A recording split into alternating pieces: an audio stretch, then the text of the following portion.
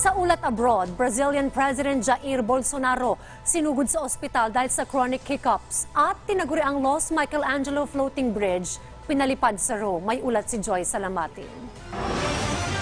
Posibleng sumailalim si Brazilian President Jair Bolsonaro sa emergency surgery kasunod ng di matigil na pagsino. Inilipat siya sa Sao Paulo Hospital para isailalim sa ilang test dahil sa chronic hiccups.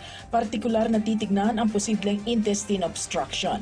Bago nito, nakapag-tweet pa ang account ng Pangulo at sinabing babalik din siya agad kung loloobin ng Panginoon. Magugunitang noong 2018, sinaksak sa tiyan si Bolsonaro sa gitna ng kanyang pangangampanya.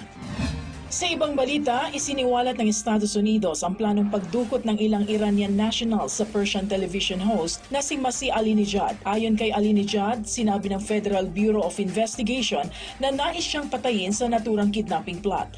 Target din nilang burahin ang lahat ng kanyang social media accounts, partikular na sa Facebook, Instagram, Telegram at WhatsApp.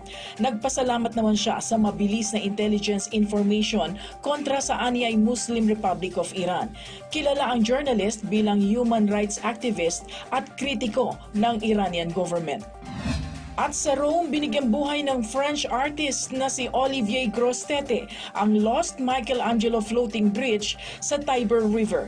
Inspired ni Michelangelo ang Renaissance building na nasa 18 metro ang taas.